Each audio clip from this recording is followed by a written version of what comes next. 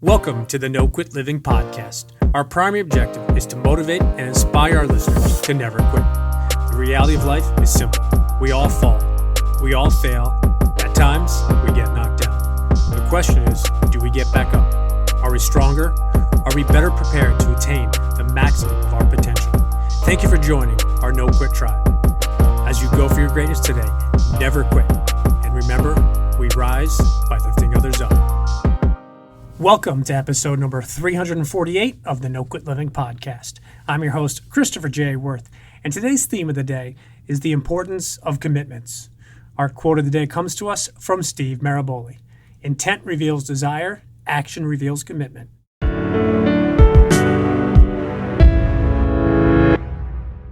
Don't forget that we are hosting a live in-person event coming up on Saturday, May 14th in Eastchester, New York. To grab your tickets, or if you have any questions, please shoot me an email at chris@noquitliving.com.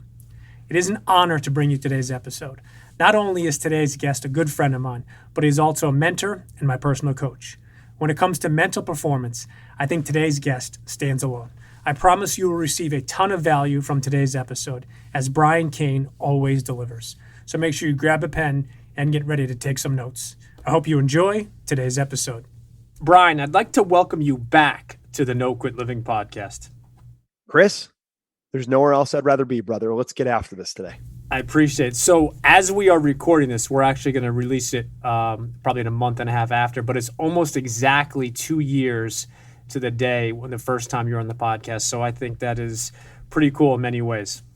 Yeah, 2 years to the day, or, one day, 600? No, it'd be more than that. 365 times 2. You're looking at, don't quote me on my math here, it looks like 730 days. One day, 730 times later, Chris, here we are. That is awesome. So you and I spoke offline before, and I've been going through your coaching program, and I appreciate your friendship and guidance on a bunch of stuff. And I said to you that I was going to challenge you on something because I think it's something really interesting that I've seen a lot with my clients, but also with my friends. You talk about how it's the start that stops most people. And I'm not going to say that I don't agree with that, because I do. But I've also seen in the last 6 months, both personally, but also people that do things and post online, that there are a lot of people that can start something. And for example, doing 75 hard or doing a new workout, and it's the first 2 or 3 days where they're just gung-ho, and then they stop or they give up after that short time. So I maybe wanted to pick your brain on that idea as well. Yeah, well, the concept of start comes back to every day. Every day you have to start over again. And it's the commitment to the commitments, right? One of my one-on-one coaching clients, and now become really good friend, Donnie Taylor. She was finished somewhere between 3rd and 5th in the World Championships for women's tie-down calf roping in the rodeo. And if you don't know what women's tie-down calf roping is, well, neither did I, and I'm not sure I still do. But having worked with Donnie, she called me saying, "Hey, I know you've worked with George St. Pierre and these other UFC fighters, and they've won world championships, and that's what I want to get to. And I feel like it's mental, but I don't know where to start." The start that stops most people. So we start working together, and in that first year, she changes a couple things in her mindset, focus more on the controllables, creating more routines and consistency, better habits, views and visualization is enhanced preparation, looking at confidence is something that she does, not necessarily a feeling, which all I think people at the highest level of competition struggle with, because the margin for error is so small and the competition is so good. She ends up winning the world championship, and she wrote a book called The Heart of a Champion, which is one of the best books that I have ever read, next to The Positivity Tribe. Thank you very much. And, she is the one who told me, she says, "Brian, every day I had to recommit to my commitments." She said, "It's the start that stops most people. And every day you have to start again. Every day when you wake up," and she uses the analogy of a bank account, which I'm sure you've heard of, which is, Chris, if you were to wake up every day with $86,400 in your bank account, and every single night when your head hit the pillow and the clock hit midnight, that bank account was reset back to $86,400. So if you used all the money, it was back to $86,400. If you used none of the money, it was back to $86,400. Well, what would you do with that bank account? I would use every single dollar of it. I'd use every dollar of it, right? I'd buy the things I wanted to buy. And once I took care of the needs that I had, I'd take care of the needs of people closest to me. Then I'd start giving it all away, and I would go through the process of whatever order of those things feels right for you, but you would use it all. And that's what we have, is we have that bank account of 86,400 seconds. every day. And time is a great thing to waste, right? It's the greatest thing that we can waste because we can get more money, we can get more friends, we can get more things, we can't get more time.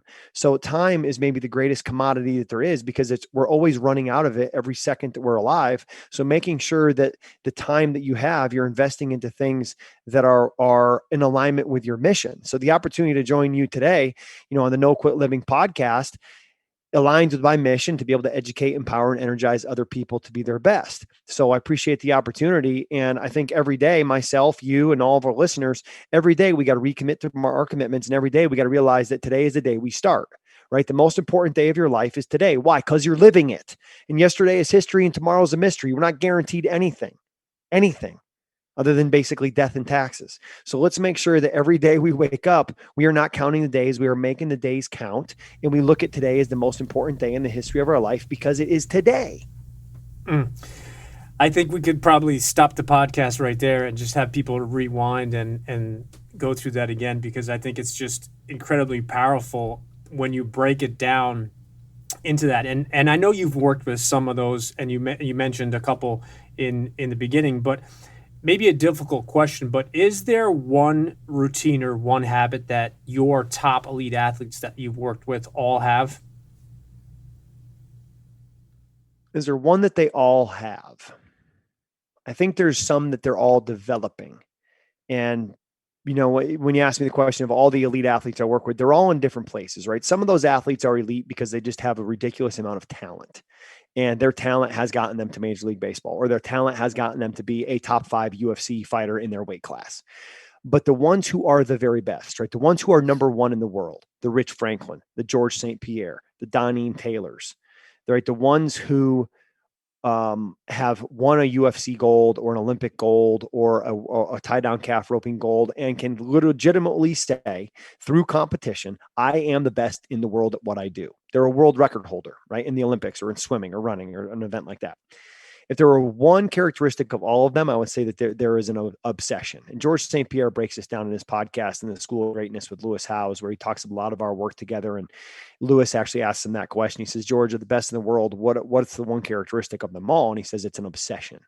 And it's an obsession with learning. It's an obsession with growth. It's not necessarily an obsession with winning, because anybody can have that, right? But it's the obsession with becoming a winner. That's the journey, the process. And to bring it back to what's the thing I see with the clients I have is the elite of the elite are doing two things. One, they are really intentional about their habits and tracking their habits and behaviors. And I use an app now called Habit Share. I was using an app called Way of Life. Essentially, it's a success checklist. It's what are the daily or weekly behaviors that you are holding yourself accountable to, such as making your bed, such as doing mental imagery, such as taking my dogs for a walk, reading the mental ABCs of pitching if you're a baseball player, going to the weight room 4 days a week, right? They set this criteria for themselves. Everyone's looks different, custom for them. And the elite of the elite execute at a higher percentage on that success checklist than those who don't. I've got players, right, that are in college that say, I said, what do you want to do? I want to be a Major League Baseball player. And they haven't hit their checklist in 10 days. Your behavior doesn't align with what your goal is. And when your behavior doesn't align with your goal, you got one of two options: lower your standard in your goal, change your behavior. And no one wants to lower their goal. But I will say to them, look, see, execution percentage doesn't align with where you want to go. See this guy, he's won a Cy Young Award. See this guy, Heisman Trophy winner. See this guy, they don't miss. So if that's who you want to be, your behavior has to improve. Otherwise, you're just talking, man. Nice pipe dream. And the other thing I think that they do is they understand what I call the 4-step goal formula.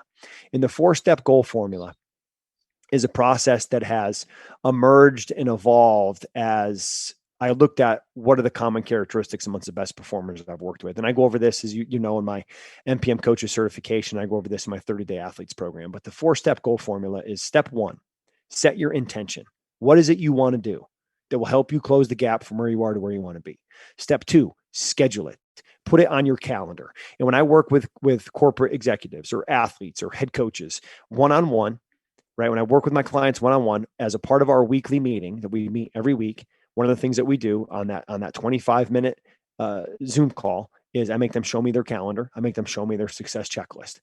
because what's on your success checklist, which go back to step 1, set your intentions. That's what goes into your checklist. That's what needs to be reflected on your calendar. So step 1, set your intention. Step 2, schedule it. They show me their calendar. Step 3, measure it. We look at their success checklist and I look at the percentage with which they're executing. Are they executing at 50%? Are they executing at 80%, 95%? Because that's going to dictate your results you get. And then step 4 is reflect and refocus. And part of that reflect and refocus process, Chris, is to simply ask yourself, what am I doing well? What do I want to do better? How am I going to do it?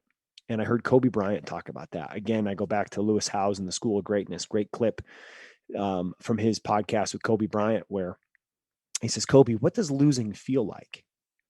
And Kobe says, it's exciting. And Lewis kind of looks back and goes, it's exciting? He goes, yeah, it's exciting because when you look at it, there's answers. There's answers there that can help you to grow and help you to get better. And then Lewis says to him, he goes, well, do you find that you learn more from losing than you do winning? And Kobe, again, pattern interrupt, not what we think he's going to say. He goes, no, it's both. You learn from losing and winning because the process afterwards should be the same. And you ask yourself, okay, what did I do well? What do I want to do better in my next performance? And how am I going to do those things that I did well again, well? And how am I going to do those things that I want to do better? So Kobe Bryant is literally giving you the well, better, how reflection process. And I don't know if he was ever coached or trained on that, or he just figured it out like many of the great ones did. And they do a lot of what we talk about in mental performance, maybe subconsciously or unconsciously without knowing it. But he's given the tools, he's given you a process to allow you to reflect. And, I think with life, Chris, and elite performance, we also go back to what I call the three-step success cycle. And the three-step success cycle, which I talk about in my book, The 1% Intention, comes down to you prepare, you perform, you reflect. So I have a podcast, the Brian Cain Mental Performance Podcast. You have No Quit Living Podcast. One of the things that has improved my podcast over time is after an episode, I will stop and I will take 5 minutes. I put a clock on my phone, 5 minutes, and I reflect. And I look back at what were the questions that I asked? How was the energy with which I asked them?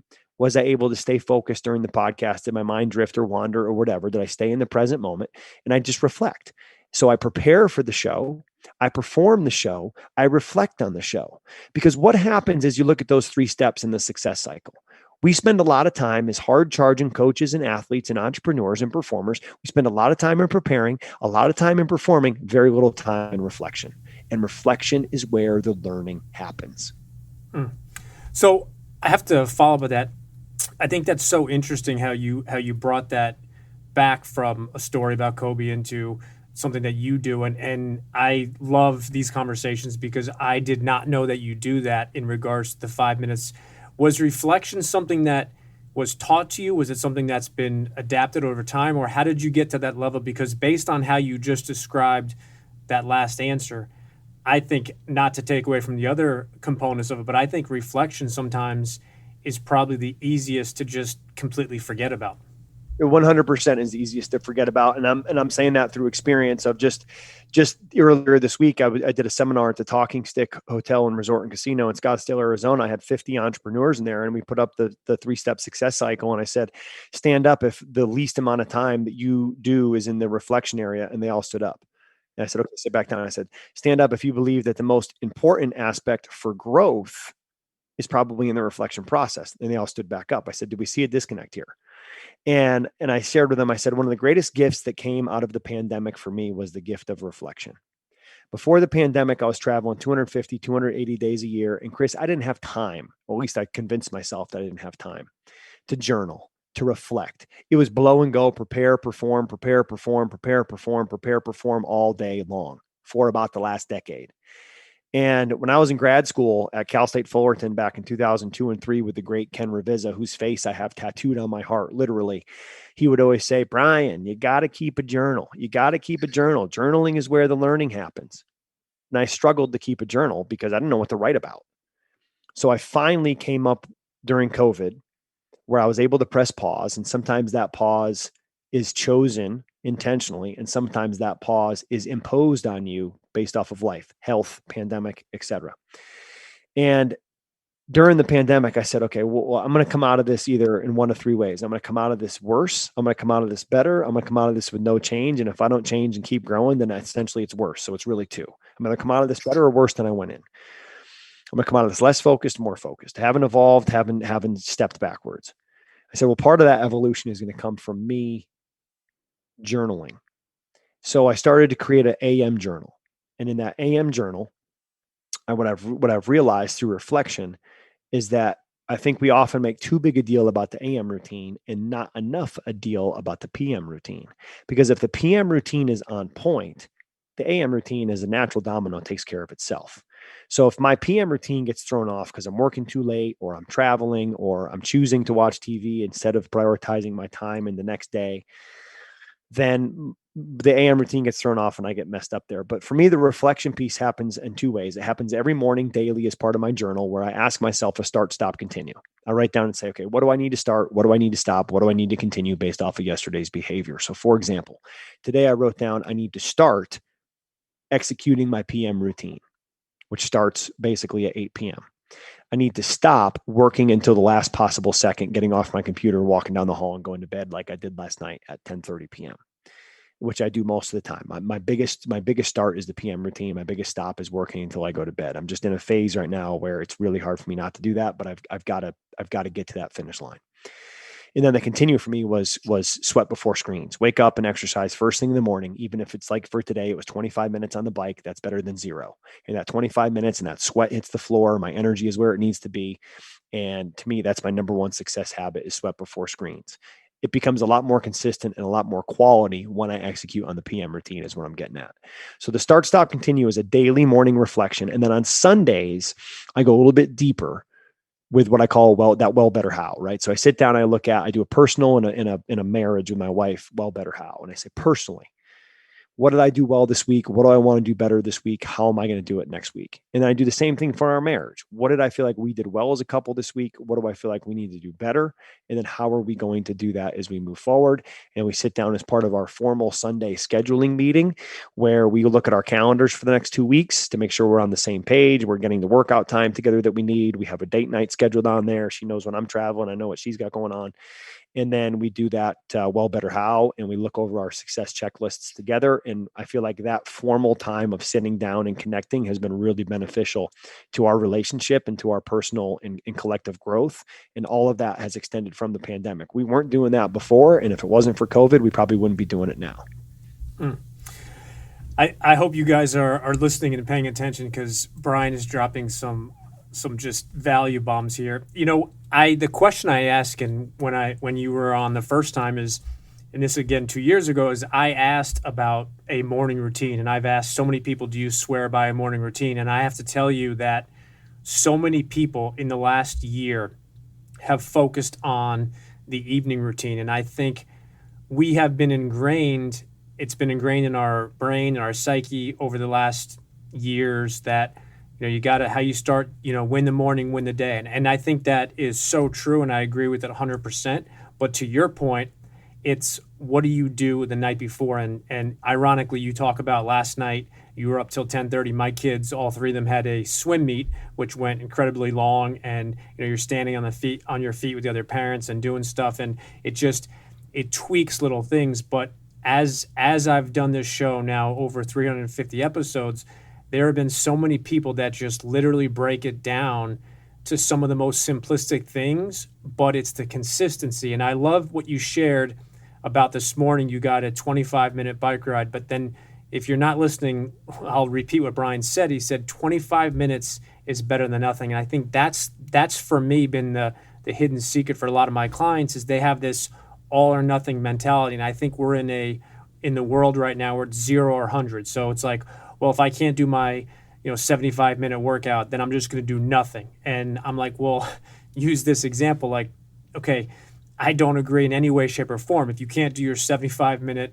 workout that you love and it gets you going, still doing 25 is better than nothing. And I think that's one thing that I'm fascinated with people that break it down. And it goes, I think a next step is it's about consistency, not about perfection.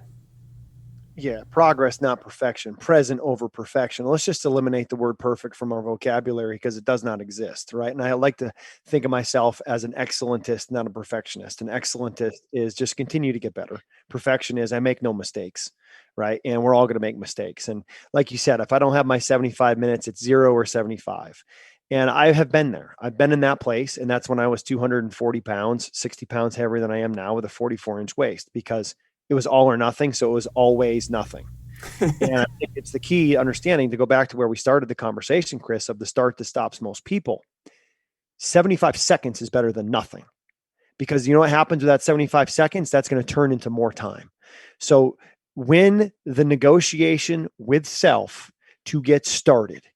But in order to get started, too many people rely on motivation. And one of my 10 pillars of mental performance mastery that I go over again in the coach's certification and the athlete's course is motivation and commitment. Motivation keeps you going, or motivation gets you going. You have to motivate yourself every day. It's like bathing. If you don't motivate yourself every day, you start to stink. But motivation comes after movement begins. Most people make the mistake to think that motivation comes before movement. That's not the case. Motivation comes after movement. The hardest part about training to run a 100-mile race, which I did in 2018, was getting out the door. The hardest part about getting out the door was getting my shoes on. So when you understand yourself and how systems and routines and habits work, which is another one of the 10 pillars, I created a routine where in the bathroom, where I have my electric toothbrush plugged in, I have all my supplements that I take right next to it. And when I get done working out in the morning, I will take my shoes, the shorts, t-shirt, and socks that I'm going to wear the next day, and I put those right next to my toothbrush. And then right next to that is the scale. So my clothes are laid out already. So when I wake up in the morning, bathroom, get on the scale, get dressed, get out the door. If any one of those steps gets disrupted, my routine breaks down. If I pick up a laptop, a cell phone, a TV before I get out the door, the pattern gets disrupted and I break down. And when you know yourself, right? I get as distracted by shiny objects as anybody else. So when you know yourself, it's not about creating more motivation. It's about creating a better system and structure so you don't have to rely on motivation, because motivation comes and goes. But if your system is strong, next thing you know, you're half asleep going through the motions and you're already a mile into the run. And then the energy kicks in and you go, here we go, baby. I love doing this, but I don't love doing it until I get started. Don't make the mistake to think that the love is there before you get started. It comes with movement. So I got to ask a follow-up personal question. I don't know if I shared this with you, but I was a head varsity basketball coach at high school level for a couple of years. And I'll never forget one day I was coming around the curtain, which divided the two courts. And I hear two of my players talking to each other. And one of them said, I really hope coach motivates me today. I need some motivation. And I didn't know he didn't know that I heard it because it was coming around the corner. And I just, 17-year-old kid, I immediately thought back to that Zig Ziglar quote where he talks about what you said about motivation is just like, a shower. You don't have to do it every day, but it's recommended. And it was interesting for me because I look back but what you just said really hit me in the sense of you got to get started. So, and once you get started, then it comes. So that day I purposely did a couple minute more longer warm up, got the blood flowing, got him going. And then a couple minutes later, he was into it, but it was just interesting that was his mental state at that moment was, I hope coach motivates me so I can get through practice today. I was kind of like, all right, not really sure how to handle this one. Well, and that comes down to youth. I say youth, that comes down to people not being educated on the fact that motivation comes after movement. It's not the other way around. People think they have to be motivated in order to get started, and you don't. You get started and then you get motivated. And when they flip that switch, it's no different than when I work with college athletes. And now the Division I college athlete who's been the superstar and the best in their high school, that's why they're Division I college athlete. Now they're competing against people who are at the same level that they are. So the results aren't as what they're used to.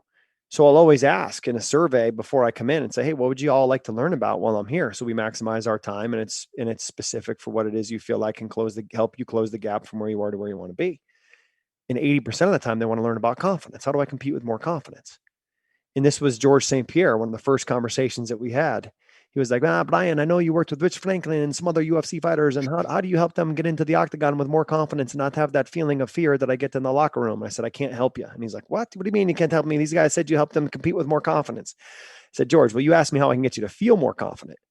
So I can get you to act more confident. That's the difference is, people think that motivation comes before movement. It's the opposite way around. People think that confidence is a feeling. It is an action. You act confident, and then you will start to feel confident. Don't wait until you feel confident before you act confident, because the feelings may not ever come. And Jake Arrieta, who is a pitcher with the Chicago Cubs that won the Cy Young in 2015 and a World Series in 2016 with the Cubs, we started together when he was a sophomore at TCU back in 2006. Jake, to this day, writes underneath the brim of his hat, ACE for acting changes everything. And if one of the best pitchers in the history of baseball, literally in 2015, the second half of the season, his statistics are the greatest pitching performance in the half of a season in Major League Baseball history statistically, if that guy has to remind himself to act with confidence, so do we. If that guy has to remind himself that confidence is an action, not a feeling, made up by your body language, made up through your focus, made up through that intentional self-talk and the voice inside of your head, so do we. So I think when people are looking, saying, man, I hope coach motivates me, look at that as a compliment, Chris, because these guys are leaning on you for motivation. Then you to say, hey guys, you guys are responsible for motivating yourself based off your body language, focus, and self-talk, getting into that motivated state when you come in the room with your physiology, but also understanding, I think, for our listeners that look, motivation is caught more than it's taught. And what I mean by catching inspiration and catching motivation, and why it is caught more than it's taught, is if you want to motivate others, be motivated yourself. If you want to energize others, be energized yourself. If you want to be an inspiration to others, be inspired yourself. I mean, if you look at the greatest teachers that you've had when you were in school, think about the greatest teachers that you've had in your life. Was it the content that they were teaching you that got you excited, or was it the way that they taught it? They were excited about it. I mean, I go back to when I was in high school, the hardest class at Mount Greylock Regional High School with physics with Mark Nichols. And I was terrified because I hated school. And I remember going into his class and the way that he taught, the energy that he taught with, the practicality of him talking about physics. I mean, I remember one of our first examples was he took out like a pool table and put it on the floor, and he had pool cues, and he was hitting a cue ball and making shots. And he said, now let's figure out scientifically what's happening here, the force that's going into the ball and where the other ball is going and the degree it's going to come off of the wall. And I was like, wow. I can see and feel and understand what you are talking about. This is practical. He basically took physics from a theory and turned it into an application. And Chris, I have not talked about Mark Nichols and his billiards table experience of my first day of physics class in the history of my life, but it's catchable. It ties into what we're talking about in that knowledge transfer, motivation, inspiration. It is caught, not taught. So if you want to be better at what you do, be worth catching. I think we have to send him the clip of that, and maybe he'll, if he's still alive, you can say however many years later we spoke about your class back in the 1990s. I mean, let me give you another example. This guy was a total stud. I mean, he drove a Dodge Viper when they were just out. He had like the first Viper in the state of Massachusetts, and we would go into the parking lot, right, and we would talk about like I didn't even remember, but like acceleration, mass times acceleration. We'd go online and look how much the Viper weighed. We'd have all this information, and then he would punch the gas and see how fast it was going. And it was just like the coolest thing ever. There's this dude probably going 60, in the parking lot at the high school, and just the cones laid out and the whole thing, and like had the police there with the radar gun to make sure the speedometer matched up to what they saw. And it was just like cool. He made learning cool. And that's what I've tried to do with mental performance, right? I mean, the content that I'm teaching probably isn't a whole ton of a lot different than what a lot of people are teaching, but I try to make it fun. I try to make it cool. I try to make it most of everything applicable so the athlete or the performer can directly see the correlation between what they are doing and how it's helping them close the gap from where they are to where they want to be. I think that's one of the biggest gaps in coaching, especially in mental performance coaching, is moving from theory to application.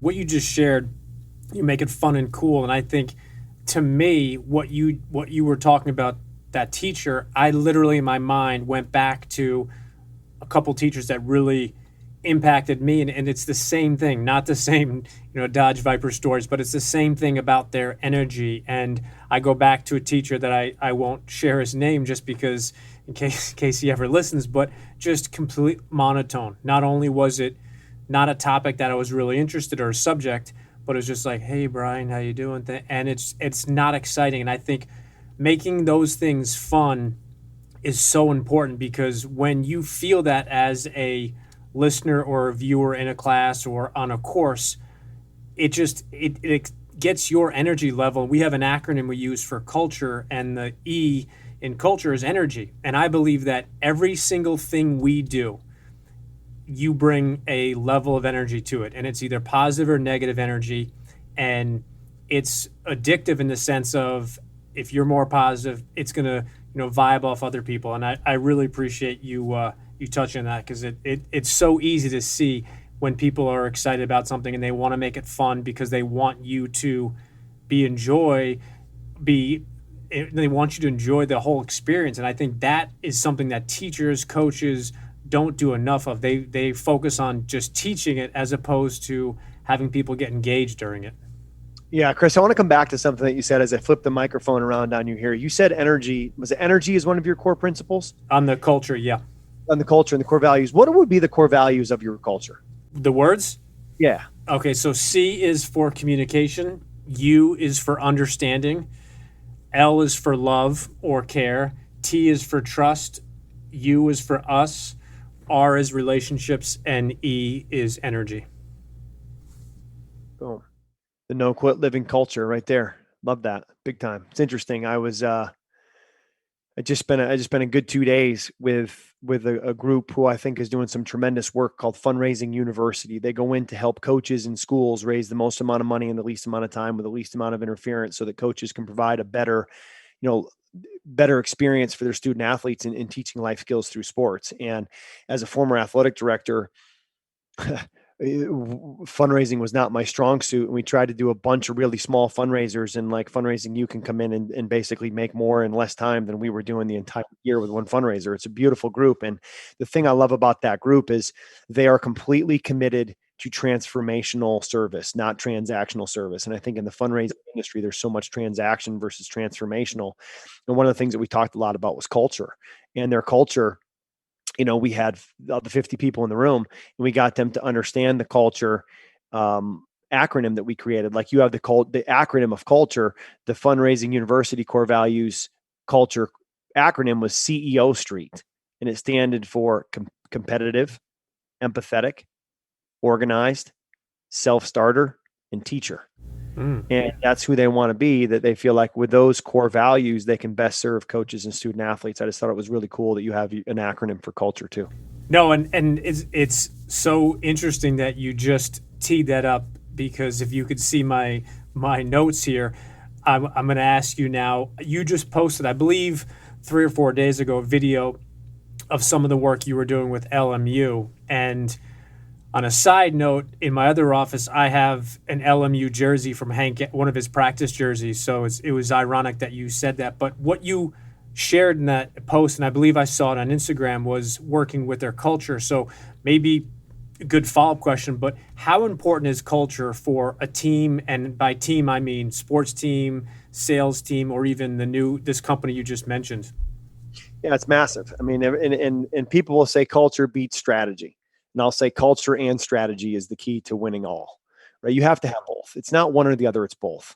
And when you look at creating culture, first, let's define what culture is. And culture is a set of shared beliefs that drive behaviors. And those behaviors that we all have are what produces our results at the end of the day. So the culture of LMU basketball and their head coach, Stan Johnson, Chris, who you have to have on here in the No Quit Living podcast. This guy's story is incredible. And to have him talk about the culture that he's building in Hank's house is what they call their gym at LMU. Yeah, it's awesome. Side note, I got to see it many, many years ago. My dad, we were on vacation and we did the side drive. I'm like, where are we going? And I saw where we were. I was like, this is awesome. I was there last Wednesday, 1 week ago. What a cool campus, overlooking the ocean in downtown LA. It's magical. If you get a chance to go there, it was my first time there. It was spectacular. One of my favorite campuses I've ever been to. And, Stan is creating a culture of selfless, connected, and relentless. He wants a team that's selfless and puts the team first. He says it's about LMU, not you. He wants a team that's connected, that they communicate, that they care about each other. And he wants a group of relentless competitors and guys that are going to fight for every inch, because that's what it takes to succeed in college basketball, especially when you're taking over a new program. I had started with Stan Johnson at Marquette when we worked together there on Wojo's staff. And Stan, took the job at LMU. And the beautiful part about Stan Johnson, which impresses me so much about him is there's a humble confidence. I mean, this guy he oozes confidence. I mean, he's got an electric personality. He lights up a room when he walks in, because when he walks into the room, he doesn't want people to go, "Oh, hey, there's Stan." He walks in and goes, "There you are." Like, he is a connector. He cares about people at a high level. And he's also, got the humility to know that leading a organization and changing a culture is a very important job, and also a very difficult job. And being a head college basketball coach is a very difficult job, because you've got to recruit, you've got to fundraise, you've got to connect with alumni, you've got a practice plan, you've got to develop your staff. So he's got a lot of moving parts as he takes over this program. And one of the things that we've done is we have a weekly meeting. Him and I get on a Zoom call for half an hour every week since he's gotten the job, sometimes more. And one of the things that we work on is literally creating a lesson plan for his culture meetings. He does a culture meeting every week, and it's so important to him and to the development of his program that he said, "Brian, I'd like to sit down with you once a week and just kind of make sure that, I'm going over and on the right page." So he maps out the plan, and then we sit down and kind of go over the plan, and I help him to tweak the plan a little bit. And usually it's pretty spot on when he comes in with it. There's not a ton of tweaking that goes on, but it's basically that important to him that he goes through it with me before he goes through it with his team. And it's a form of preparation. And I think that's why you've seen that program have so much success in year one during a pandemic.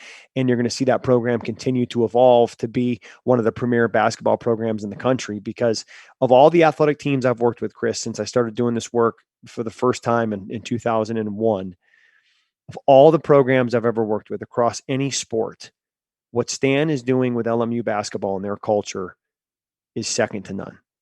And have him on there to talk about culture would be a great gift, I think, for your listeners. Well, I appreciate the fact that you're gonna 100% make that happen. So that is awesome. So we could talk for hours, and I want to be cognizant of your time. But that obviously I love books as you do, and you've spoken about a bunch of different books on your mental performance coaching program. But wanted to ask if there's anything that you're currently reading, or perhaps you've read something recently that you'd like to recommend to our listeners. Yeah, I'd like to start with 3 books, and the first obviously is going to be The Positivity Tribe by yours Worth. And just loved it, man. I mean, it took me less than an hour to read.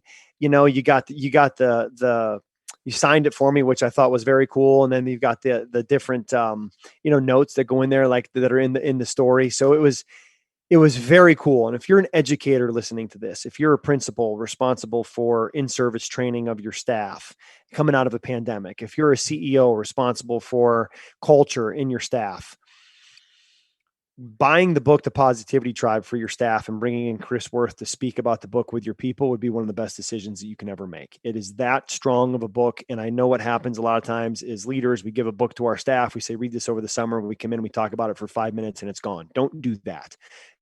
Book for your staff, have them read it, bring him in to talk, or even have him Zoom in with you. And like I do when teams and staffs go through my 1% intention, if I can come to great.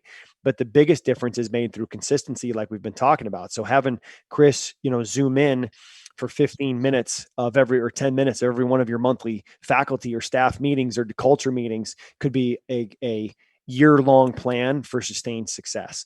The other 2 books that I'm reading right now, Chris, would be The Miracle Morning by Hal Elrod. And one of the things that Hal shares in that book about creating a daily routine, and he calls it the Miracle Morning Routine. Now, I've extended it from the morning into my daily routine, and he gives the acronym SAVERS. And the acronym SAVERS stands for every day your routine should include S, which is silence, A, which is affirmation, V, which is visualization, E, which is exercise, R, which is reading, and S, which is describe or write. So for me, I'll do all of those at different times during the day. The silence typically comes in the PM routine with a meditation. Within that silence, I'll add in the affirmation and the visualization into the meditation. So those 3 are getting knocked out there. In the morning, I do my scribing, meaning I write down my start, stop, continue. I also write down 3 wins and 3 gratitudes.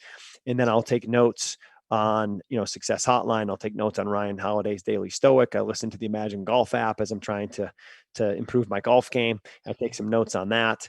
And then, with that scribing and writing, that also includes my reading of the Daily Stoic, and then my night read that I do when my head hits the pillow. I read before I go to bed. And the exercise is what I do after that morning routine journal. So that's how I hit my savers in at different times during the day. The other book that I'm reading, and it was spurred by a podcast, man, I've mentioned Lewis Howes and the School of Greatness a lot today, right? So one of the other podcasts I just listened to him was with a guy named Rory Vaden, and they talked about the multiplying time. And they broke down Rory Vaden's book, Procrastinate on Purpose. And it's funny, I go back to when I was consulting with the Yale football team, and one of their players came up and said, "Cainer, you got to read this book, Procrastinate on Purpose." And I just wasn't ready for it. I'm like, yeah, okay, thank you. I don't procrastinate, I execute. I get after things, right? And I didn't understand the book, the catchy title. And as I listened to the podcast with him and Lewis Howes, I can say it's one of the best podcasts I've ever listened to, top 3. Because I was the entire time going, I do that. I do that. I do that. I do that. He was speaking to me, and he talks about a 5-step focus funnel and how you multiply time. And not to give you the whole book or the podcast, but in short, he basically goes in to say, there's like 3 phases of time management thinking. And time management phase 1 was like, let me be more efficient. Assembly line, get more done, less time. But there's an end game to that, because you start doing all of these things that you're doing and you run out of time. Even though you're efficient, the more efficient you are, you just add more to your plate, and eventually you get overwhelmed because there's so much on your plate. You're doing things that are always urgent but not necessarily important, that align with where you want to go. I lived that for a long time. The second phase of time management was like Stephen Covey, urgent and important, right? Creating the quadrant, what's urgent, what's important, spend more time, do the first things that are important. Brian Tracy, eat that frog. And then what Rory says is you want to multiply time. And he gives you a 5-step focus funnel for multiplying time. And step 1 is to ask yourself, can I eliminate this task? Can I eliminate this thing that's taking time from my life? So for example, when I asked my wife, I said, "Hey Bear, what do you think I can eliminate? Like, I'm going through this book. What do you think?" And she goes, how much time a day do you look at the realtor.com app? And how much time a day do you look at the cars app? Because you think you want to get a Jeep. Probably more closer to getting a minivan than a Jeep. But I'm like, you're right. She goes, delete those 2 apps. Boom. Just bought back probably 15 minutes a day. There's my word. There's a workout time. So once you eliminate, right? If you've eliminated the non-essential, the second thing you do is you automate. And if you can take time using like Zoom to automate, if you can hire someone to do your yard work by automate, if you can, do something to automate a system and a process that buys you back time, that becomes very valuable, because you're creating more time, and nothing is more valuable to you than your time. Well, if you can't eliminate it and you can't automate it, then you delegate it. And just July 1st, I hired another full-time team member in Trey Carpenter. He was the men's golf coach at the University of Denver. In year 1 there, he wins conference championship, conference coach of the year, and his team is 2 strokes away from being the lowest seeded team ever. They were number 13 in the regional to go into the NCAA National Championships. And as we started talking, I said, Trey, I'd really like to get more into the mental game of golf. I could really use some help in doing that. Here we go. Now he's living with me full time, and he's my VP of golf development and my director of future engagements. And here we go. I'm delegating a lot of things to him to create more time so that I can sit and be present and do the things I want to do, educate, empower, and energize through an opportunity like this. So if you can't eliminate, automate, or delegate, you go to step 5, which is to procrastinate. Step 4, procrastinate, and say, does this need to happen right now? If not, put it on my procrastinate list, and then get to the last step of the focus funnel, which is to concentrate and create those deep work blocks where you lock in and you concentrate. So I appreciate the opportunity to get a rep at teaching that, because I follow what I call the 3 steps to ownership, right? If you know it and you do it, then you own it. And I like to always take what I'm reading, and I don't read for entertainment. I have very little entertainment time. My time is, I call it the E to E ratio, right? The E3 ratio: educate, entertain, energize. So the limited free time that we have, does it go into educating yourself, reading, listening to podcasts? For me, golf educates me a lot. I guess that could be entertainment, but I look at it as education. The next one would be, entertainment. Like, do you watch TV? Do you go to concerts? That entertainment time. And then the third piece would be energizing. To me, that's exercising. That's time with friends. That's time with family. Like, the things that energize me. So trying to always, double down on that education and the energizing piece, minimizing the entertainment. For me, my life is entertainment. I don't need to watch someone else live theirs to be entertained. The last question I ask everybody is the same question I'm going to ask you, and I don't even know if there's anything more to add. If you have any parting words you'd like to leave with our listeners today. Yeah, I would just say, man, I thank you for the opportunity, and I would love to engage with your audience, in ways that we can do that. If they go to briancain.com, I have a free coaches course, a free athletes course. I have a free baseball masterclass, a free golf masterclass, if they fit into those categories. I have a coach's certification, which you've gone through, which I think is my best work, which I would love for people who are interested in being coaches to join us and go through. They can sign up at briancain.com/certification, join our insiders list, and save $200. We open that up twice a year, typically May and November. If they're athletes or performers, CEOs, and they want to go through my athletes course, which should just be called like the competitors course, it's at briancain.com/athlete. And obviously on social media, at Brian Cain Peak on Instagram, Twitter, and Facebook, BrianCainPeak. But I think the last thing I would like to offer is, there's Rob Gilbert said this to me with Success Hotline, right? Rob's a mentor of mine. He's a friend of both of ours. And he gave me a great compliment one day. He said, Brian, the thing I love about you is, he goes, you're an expert, which that's debatable. He goes, you're an expert, but you're an available expert. And he goes, it's really hard to get to a lot of people. And he goes, and you make yourself available to everybody. And I respect that. And I always take that as a compliment, because Ken Ravizza made himself available to everybody. And really what I'm trying to do, Chris, is take the torch that Ken lit in me around mental performance and try people as I can on this very short time I have here on this planet. I will say this. If you guys do not follow Brian, if you have not gotten any of his books or you've not followed him on social media, please do so. Brian is somebody that has come into my life. And going back just to end this, the power of books, I believe. I read one of Brian's books. I reached out to Brian. I got him on the podcast almost 2 years to the date. And then we've formed a friendship after that. And he was kind enough to do an endorsement for the first book. So to piggyback off what Dr. Gilbert said about you, I will just repeat that. Brian is, by my definition, an expert, and he is available. So if you guys are not following him and you're looking to make an improvement in some area of your life, go ahead and do so. And I hope that you and I can connect again soon.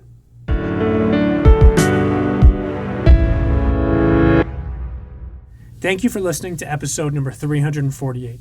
It would be close to impossible for me to recap everything that Brian just shared. I will, however, challenge you with this. If you take action today on one or two things that Brian shared that resonated with you, and you consistently put that hard work in, your efforts will definitely produce results. Now, don't forget to crush your day, and remember, we rise by lifting others up. And lastly, to our listeners, thank you. We truly appreciate your time, and we hope our episodes inspire you to keep on attacking life and never giving up. To quote Dr. Norman Vincent Peale, it's always too early to quit.